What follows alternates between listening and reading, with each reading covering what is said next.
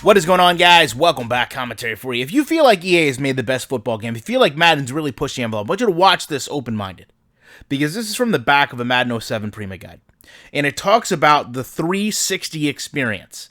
The Xbox 360 being the most powerful console to date, and with a full year of development, how EA was going to harness the power of this console to give us the best on-field experience ever. They talk about some things here. The Jumbotron getting a facelift, with additional animations for MVP players, game results, quarter transitions. I don't remember seeing game results and MVP transitions, ironically enough. They talk about having access to NFL films and going out and getting real-life quarterback voices, defense voices. I know they did this for a short period of time. I don't think it's something they still do. It was more of a novelty, but it did add to the game in terms of realism and signal calling. I just don't think they still do it the way they used to, because really no quarterback other than Peyton Manning in the Omaha has something or had something that was very derived from him.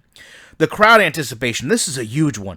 On key events in the game, the crowd holds its collective breath in anticipation. Here's your chance to win the crowd over by making a big play. The crowd always just seems dull. It goes on to talk about the crowd chants and how home field advantage is going to matter and how you have to earn the respect of the crowd with new team and player chants. This is not existent in today's game. The uniforms, the materials, the numbers, the decals, the collars, the iron-ons, which they no longer use, having their unique look and natural feel.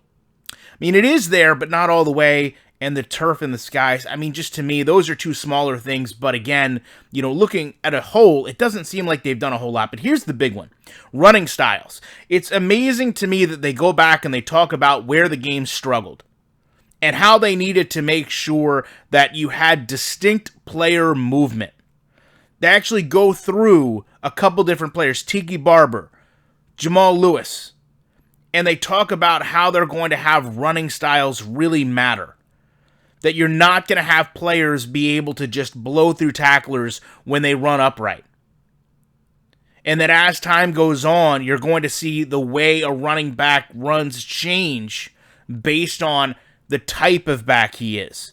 They carry this over to receivers with new sprinting animations that you're going to be able to visually tell based on running movement which players are fast and have good movement and which ones don't.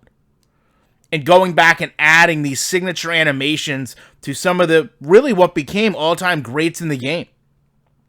Talk about Randy Moss there in the final picture. And to me, these are just things that going to the 360, we're a console generation ahead.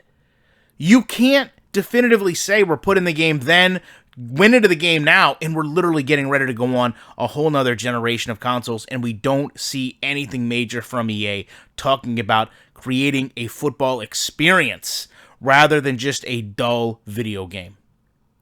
So for those of you that want to say, give EA the benefit of the doubt, 3-year plans, 5-year plans, you have to understand, this has been a continual issue with EA under-delivering in this market, under-delivering with this title and putting out a game that is very subpar, when in reality, you can now go back and look and talk about things they mentioned for the Xbox 360 weren't even put into the game 2 console generations beyond.